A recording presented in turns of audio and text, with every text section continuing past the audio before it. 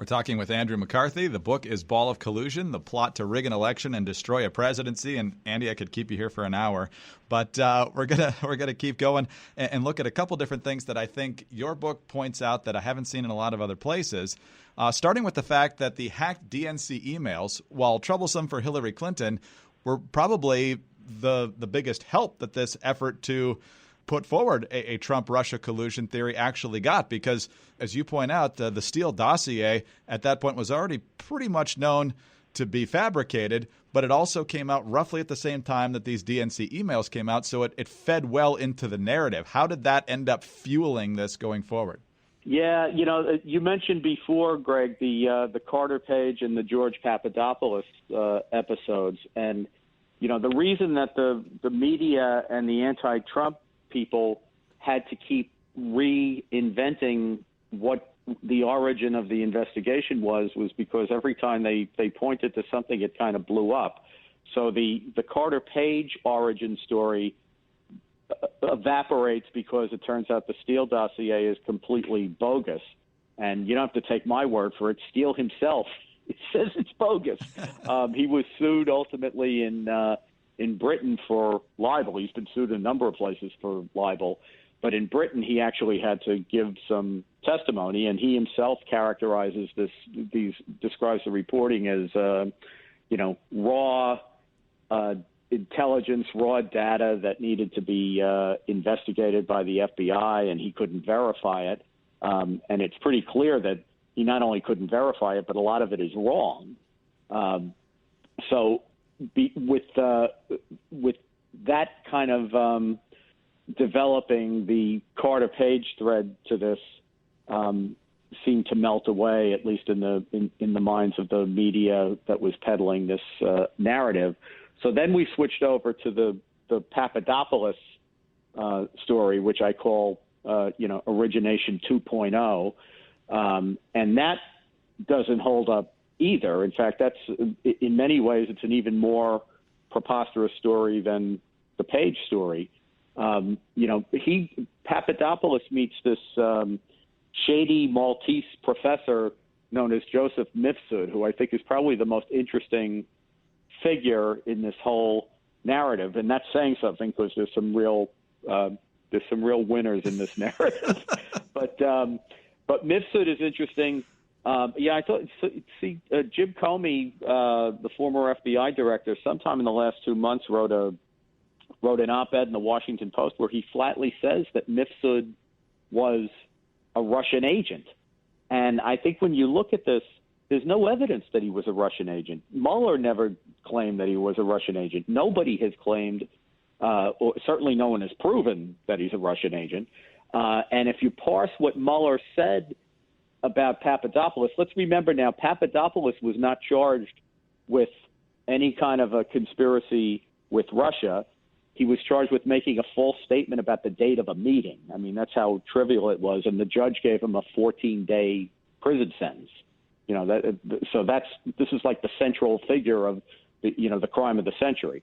And if you parse carefully what Mueller says about Papadopoulos in the false statement complaint, the allegation is that he had reason to believe that Mifsud might have been a Russian agent. Mueller never comes out and says that Mifsud was a Russian agent. And I go through what we know about Mifsud's background pretty carefully in the book, and he certainly knows some Russian people, but it seems like he knows a lot more academics than government people. And his more important ties seem to be to British intelligence than Russian intelligence. I'm not saying he's a British operative. That hasn't been proved. But I thought it's very interesting. The only proof that we have that the Russians had thousands of Hillary Clinton emails came from Papadopoulos, who says he got it from Mifsud at a meeting, that Mifsud told him this at a meeting on April 26th of 2016.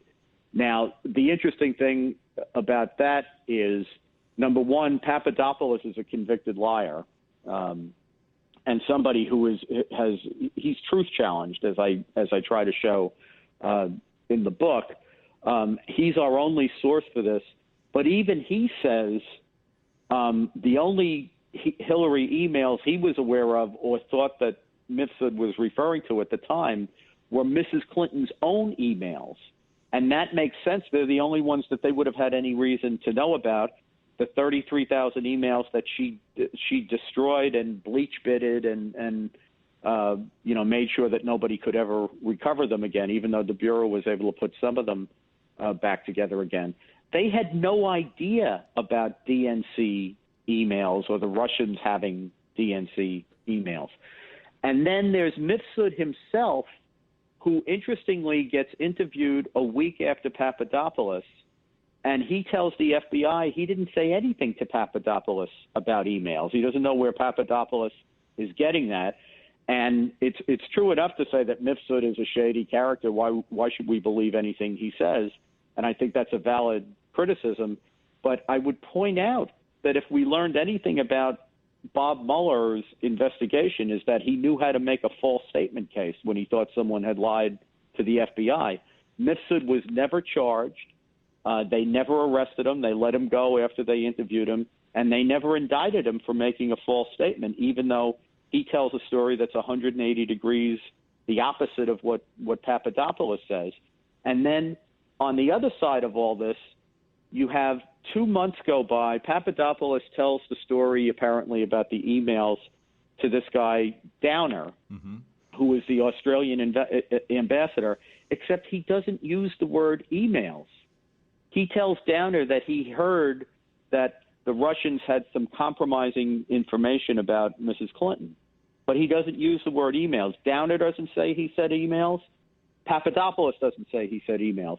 Then 2 months later, 2 months after this conversation, the DNC emails come out because WikiLeaks gets them and puts them into the public domain, and these thousands of emails come out to the embarrassment of the DNC, but not really Mrs. Clinton during the Democratic convention, because Mrs. Clinton's not really in the emails. She's not much of an email writer.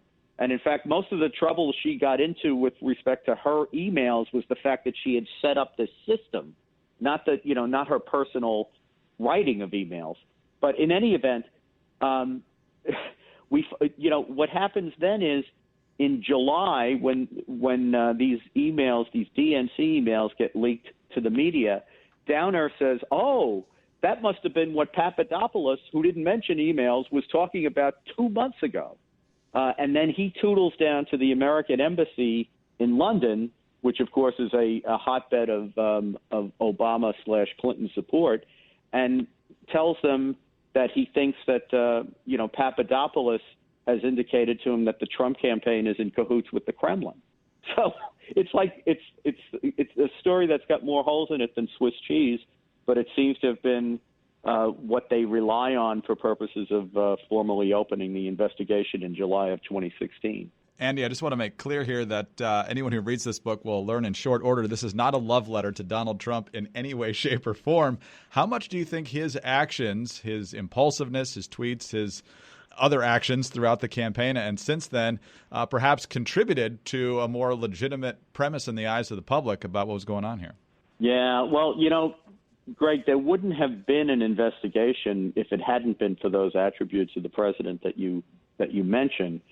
And part of what made the people who fomented this narrative, part of what made them think it was believable was some of the outrageous things that then candidate Donald Trump had to say about Russia during the campaign, which included basically casting doubt on whether Putin, who was an anti-American thug, was actually responsible for the murders of some of the dissenters and people who have abandoned his regime and defected to the West. And also, Trump at one point compared or put on an equal footing the intelligence operations of the CIA in defense of the United States and of the Russian intelligence services in defense of preserving that rotten regime.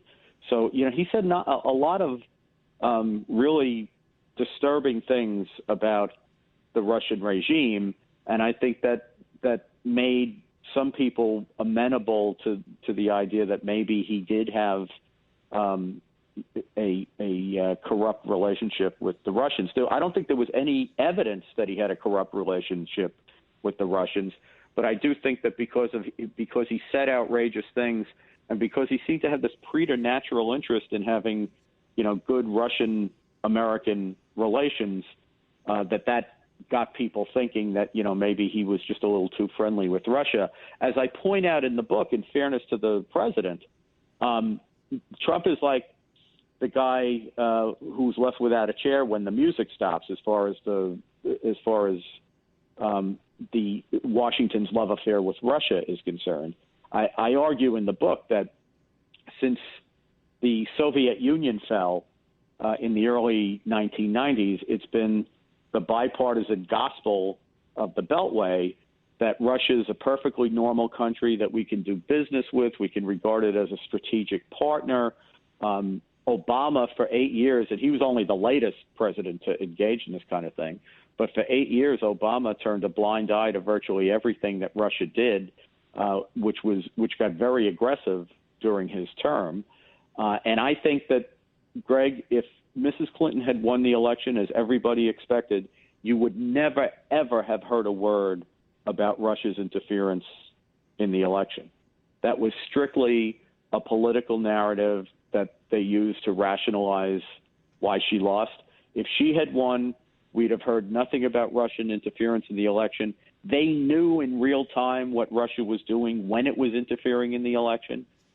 You wouldn't have heard anything about it, and Mrs. Clinton's administration would have just gone back to business as usual, which is, basically 25, 30 years, a full generation of turning a blind eye to Putin and basically accommodating him. Andy McCarthy is former Chief Assistant U.S. Attorney for the Southern District of New York. He's now a Fox News Channel contributor and a columnist and contributing editor at National Review.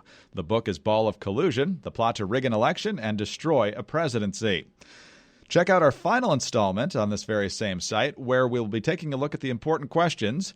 What questions do we still need answers to? And what does this whole saga do to the reputation of the Justice Department and the FBI? I'm Greg Corombos reporting for Radio America.